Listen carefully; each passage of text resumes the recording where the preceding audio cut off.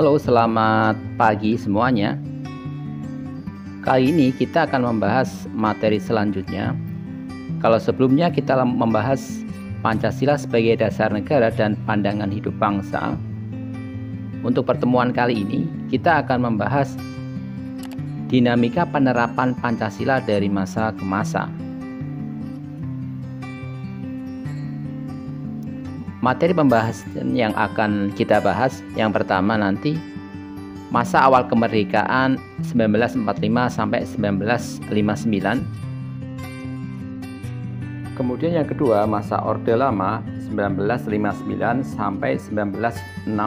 Kemudian yang ketiga masa Orde Baru yaitu 1966 sampai 1998, dan yang terakhir nanti masa reformasi 1998 sampai sekarang.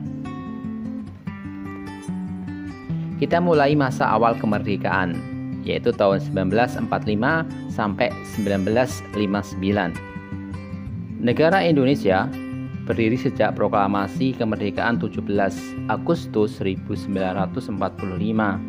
Sejak proklamasi dikemerdekakan Indonesia 17 Agustus 1945, segenap bangsa Indonesia bertekad menentukan nasib bangsa sendiri. Pada periode awal kemerdekaan, penerapan Pancasila sebagai dasar negara dan pandangan hidup menghadapi berbagai ancaman.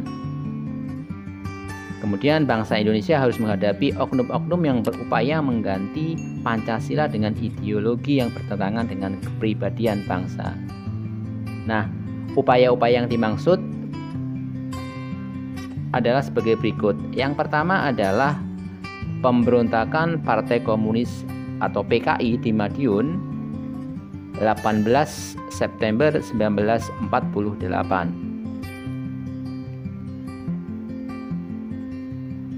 Jadi pemberontakan PKI di Madiun merupakan aksi pemberontakan dipimpin oleh Musso.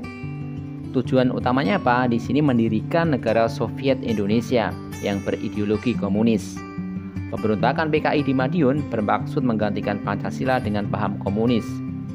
Tetapi pemberontakan ini pada akhirnya bisa digagalkan. Yang kedua adalah pemberontakan Darul Islam atau Tentara Islam Indonesia. Terjadi 17 Agustus 1949. Pemberontakan Darul Islam atau Tentara Islam Indonesia dipimpin oleh Sekar Maji Marijan Kartosuwiryo. Pemberontakan ini ditandai dengan didirikannya Negara Islam Indonesia atau NII oleh Kartosuwiryo pada tanggal 17 Agustus 1949.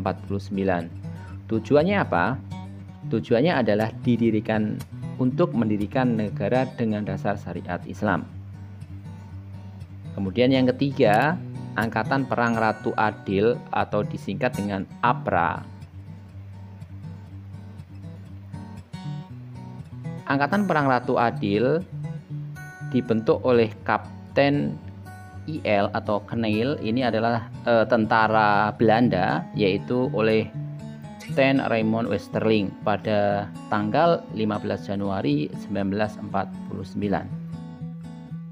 Kapten Westerling memandang dirinya sebagai Ratu Adil yang akan membebaskan rakyat Indonesia.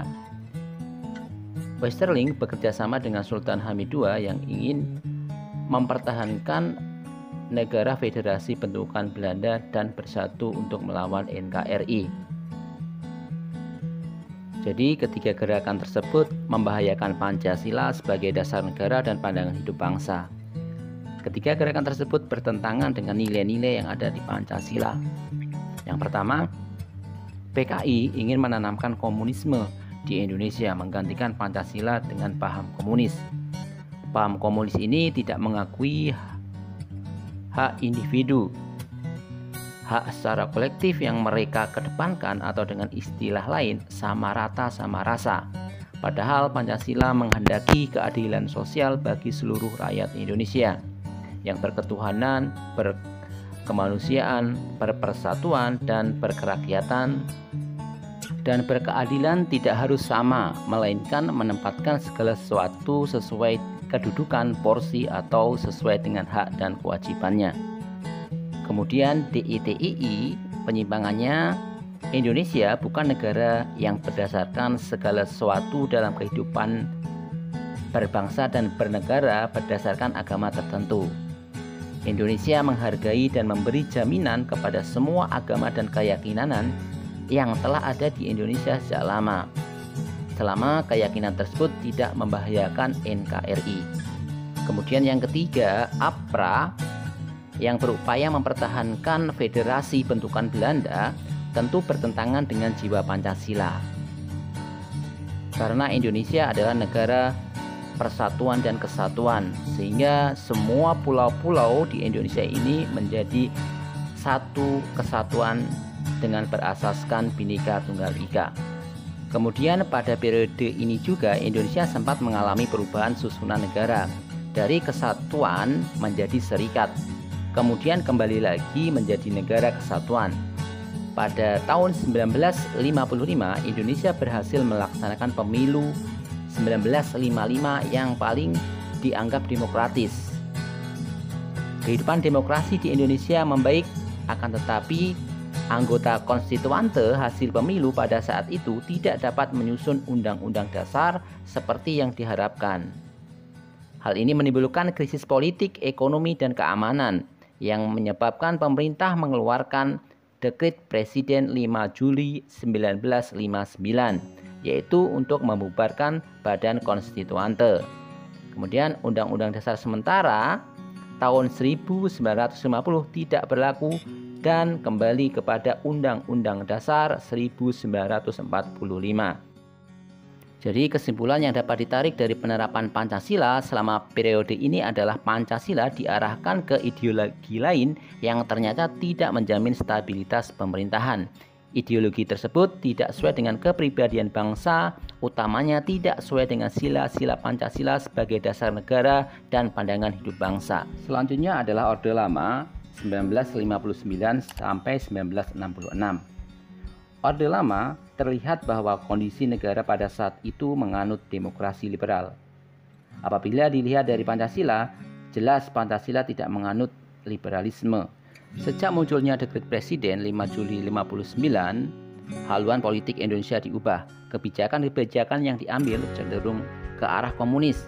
Contohnya dengan pemerintah Indonesia menjalin hubungan dengan negara-negara komunis dengan membentuk poros Jakarta, Phnom Penh, Hanoi, Peking, Pyongyang. Pada periode ini juga terjadi penyimpangan penafsiran terhadap Pancasila dalam konstitusi. Nilai demokrasi pada Pancasila dimaknai bukan berada pada kekuasaan rakyat, melainkan kekuasaan presiden saat itu. Akibatnya presiden pada waktu itu diangkat seumur hidup. Kemudian ideologi Pancasila digantikan dengan ideologi gabungan antara nasional, agama, dan komunis atau yang disingkat dengan Nasakom. Jadi kesimpulannya pada periode ini ideologi Pancasila seolah-olah berdiri di antara liberalisme dan komunisme. Kemudian Pancasila dimaknai bukan pada kekuasaan rakyat, melainkan pada pribadi presiden yang memerintah pada saat itu. Ketiga, masa Orde Baru 1966 sampai 1998. Masa Orde Baru berupaya mengembalikan nilai-nilai Pancasila pada kemurniannya. Ini dapat dilihat yang dulunya condong ke arah komunis, sekarang menjadi anti barat dan tidak memihak ke komunis. Akan tetapi niat yang ingin mengembalikan kemurnian Pancasila dalam pemerintahan ini tidak berhasil. Visi ini justru mengakibatkan pemerintah Orde Baru membentuk pemerintah liberal. Pada pelaksanaannya, nilai-nilai Pancasila dimanfaatkan untuk kepentingan golongan untuk mencapai kekuasaan. Dan periode ini, kebebasan berpolitik dan kebebasan pers juga dibatasi. Pembatasan kebebasan berpolitik tampak pada kebijakan pembatasan terhadap jumlah partai politik yang dulunya multipartai. Di zaman Orde Baru hanya 3 partai. Kemudian pembatasan pers tampak dari banyaknya kasus hak asasi manusia yang tidak dapat diselesaikan dan diberitakan tidak sesuai dengan kenyataannya. Kemudian terjadilah krisis ekonomi yang menjangkiti Indonesia, mengakibatkan penyakit KKN, korupsi, kolusi, dan nepotisme. Pemerintah Orde Baru pun dianggap gagal. dan akhirnya muncullah gerakan reformasi 1998. Selanjutnya adalah masa reformasi 1998 sampai dengan sekarang. Belajar dari masa lalu, pemerintah dengan pengawalan rakyat kembali pada dasar negara dan ideologi Pancasila. Pemerintah era reformasi berupaya menjaga menerapkan nilai-nilai Pancasila. Akan tetapi dalam perjalanan tetap terjadi dinamika dengan munculnya gerakan-gerakan yang merongrong kemudian nilai-nilai Pancasila. Gerakan-gerakan tersebut contohnya seperti separatisme, radikalisme, dan terorisme. Kondisi ini tentu saja akan memberikan pengaruh terhadap kondisi kehidupan berbangsa dan bernegara. Kemudian eksistensi Pancasila sebagai dasar negara akan terancam juga. Akan tetapi pemerintah telah berupaya untuk meredam pengaruh radikalisme, separatisme, dan terorisme dengan berbagai cara, contohnya dengan komunikasi atau sosialisasi tentang bahaya gerakan-gerakan tersebut, serta membubarkan organisasi-organisasi yang tidak sesuai dengan nilai-nilai Pancasila. Jadi bisa dilihat berdasarkan fakta, kita dapat melihat keseriusan pemerintah dalam mempertahankan nilai-nilai Pancasila sebagai dasar negara sekaligus sebagai pandangan hidup bangsa. Sekian materi kali ini, mudah-mudahan pertemuan kali ini bisa dipahami dan sampai ketemu lagi di pertemuan selanjutnya. Terima kasih.